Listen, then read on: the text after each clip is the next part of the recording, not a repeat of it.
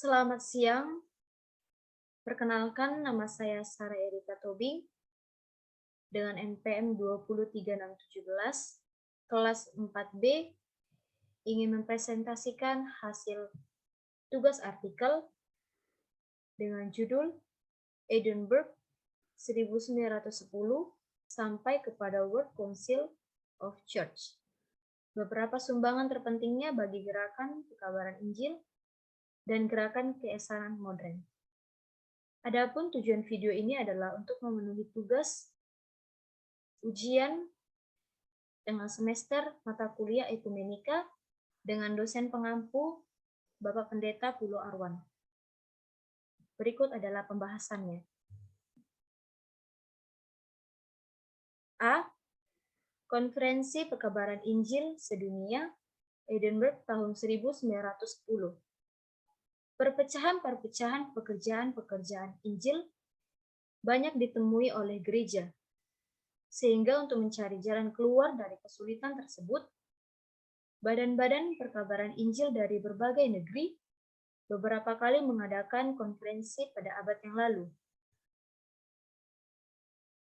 Konferensi terakhir dilakukan di New York tahun 1900 yang dikenal dengan nama Ecumenical Conference of Mission yang dipelopori oleh Evangelical Alliance. Konferensi itulah yang menghantar diberlangsungkannya World Vision Conference atau WMC di Edinburgh pada tahun 1910. Konferensi ini dipahami sebagai tonggak utama gerakan ekumene modern di dunia. Konferensi itu diketuai oleh John Mott, seorang metodis yang berbakat dan dihormati dengan semboyannya yaitu The Evangelization of the World is the Generation, di mana dengan semboyannya tersebut, Mott bertujuan untuk mengatur semangat misioner, tenaga, dan dana secara efektif untuk perluasan semangat penginjilan. Konferensi yang diadakan itu bertujuan untuk bertukar pikiran mengenai pekerjaan pekabaran Injil. Selain itu, konferensi ini juga menjadi wadah pembelajaran serta diskusi untuk membahas masalah yang muncul di dalam pekerjaan pekabaran Injil.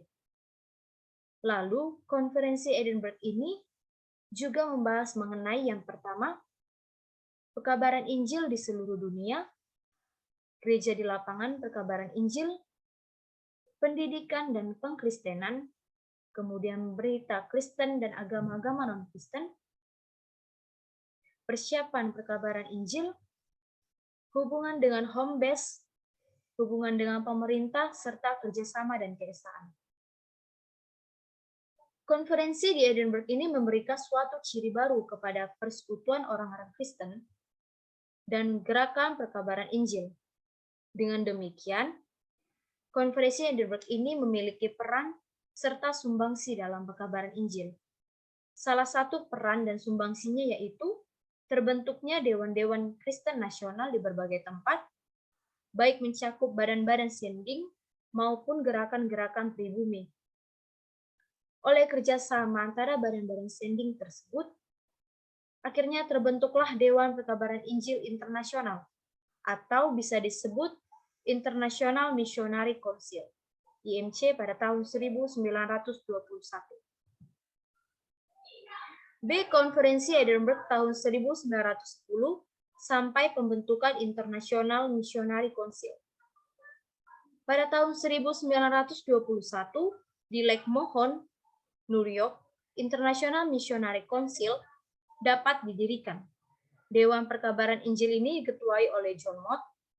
Sekretarisnya ialah C.H. Oldham, di mana IMC pernah menyelenggarakan beberapa konferensi. Konferensi IMC yang pertama dilakukan di Lake Mohon tahun 1921 yang berfokus pada persiapan pembentukan IMC. Selanjutnya, konferensi IMC yang kedua diselenggarakan di Yerusalem pada tanggal 23 Maret sampai 8 April 1928. Konferensi tersebut berfokus kepada persoalan-persoalan yang ada pada saat itu, seperti hubungan antara gereja tua, Roma Katolik dan Ortodoks, dengan gereja muda, Protestan dan Injili. Hubungan antara agama Kristen dengan agama-agama lain dan menyangkut segala aspek kehidupan manusia yang diinjili.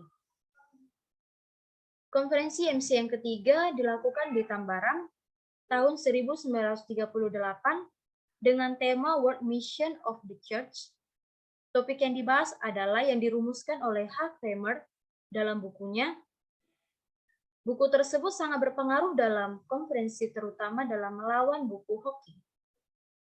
Kramer dan sebagian besar peserta yakin bahwa keselamatan hanya ada pada Kristus, sebab tugas Kristen adalah menyampaikan amanat keselamatan itu kepada bangsa-bangsa bukan dan belum Kristen di seluruh dunia.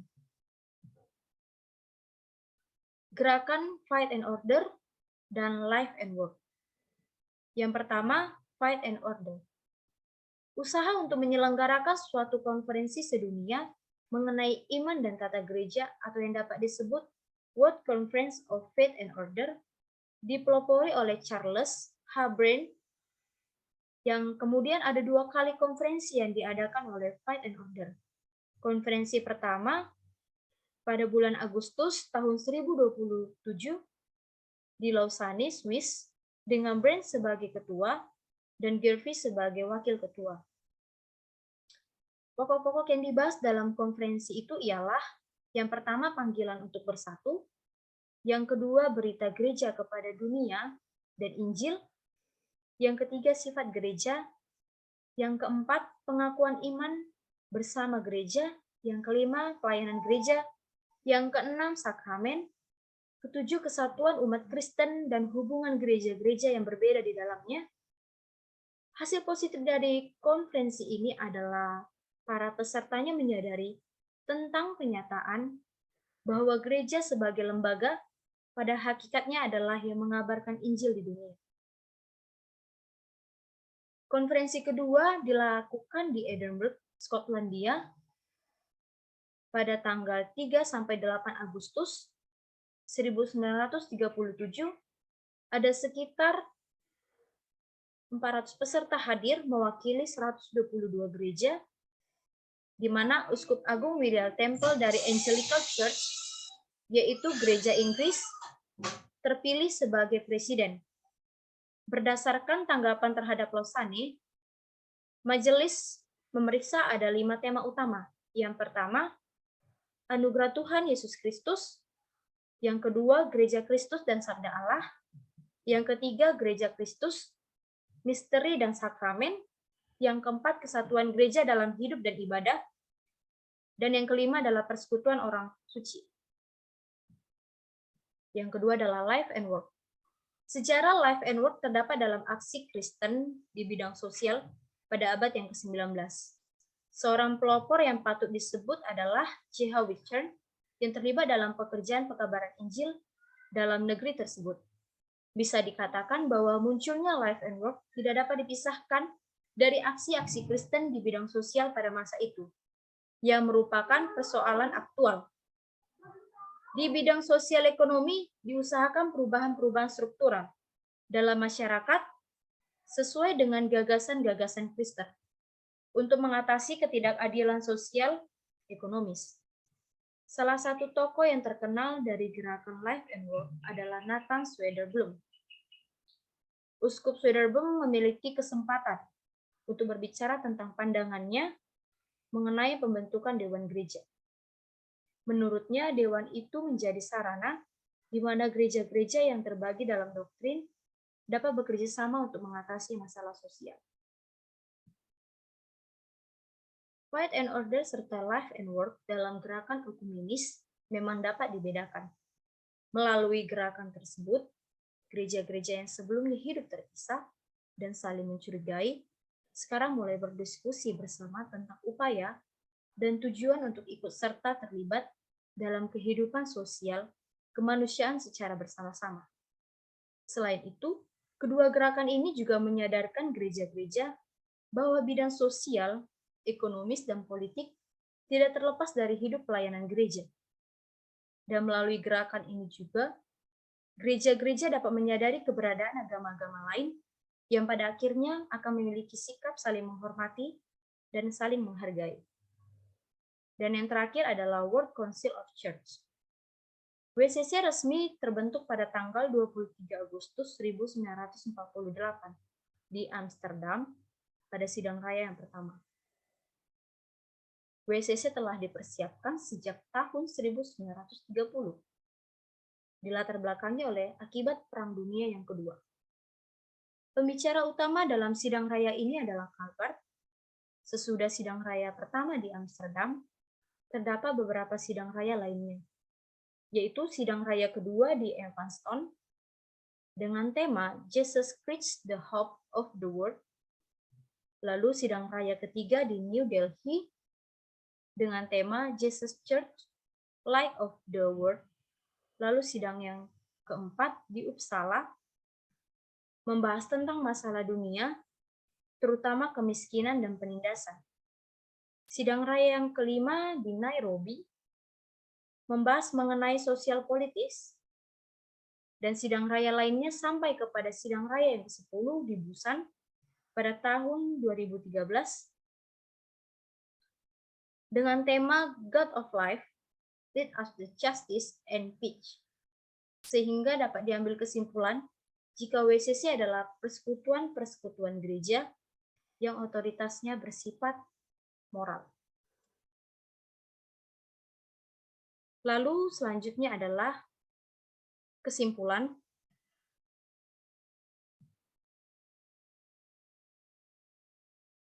Dengan demikian, gerakan oikumene yang dimulai dari peristiwa Edinburgh tahun 1910 sampai kepada terbentuknya WCC atau DGD merupakan sejarah gereja yang penting dalam perkembangan kekristenan di dunia dan perkabaran Injil di dunia. Sejarah gerakan oikumene ini tidak hanya terjadi pada masa dulu di abad ke-20, tetapi juga bagi orang Kristen pada masa kini di abad ke-21. Gerakan oikumene diharapkan tetap diwujud nyatakan sebagai panggilan gereja di tengah dunia. Tentu sebagai orang Kristen, kita tidak boleh menolak panggilan untuk oikumene, sebab orang Kristen terpanggil untuk bersatu dalam meneruskan Injil keselamatan oleh Yesus kepada manusia. Maka melalui gerakan oikumene itu, kesatuan yang dicapai gereja haruslah kesatuan yang mengarah kepada pekerjaan misi bersama, yaitu untuk menyatakan kebersatuan umat Kristen, agar Injil dapat diberitakan ke seluruh dunia. Dan melalui gerakan oikumene itu juga, kita diingatkan akan usaha-usaha orang yang mengupayakan oikumene untuk dihargai dan dilanjutkan. Karena telah banyak karya-karya yang telah dihasilkan oleh gerakan oikumene yang dimulai dari peristiwa Edinburgh 1910 sampai terbentuknya WCC dan atau DGD. Sekian dari saya, terima kasih.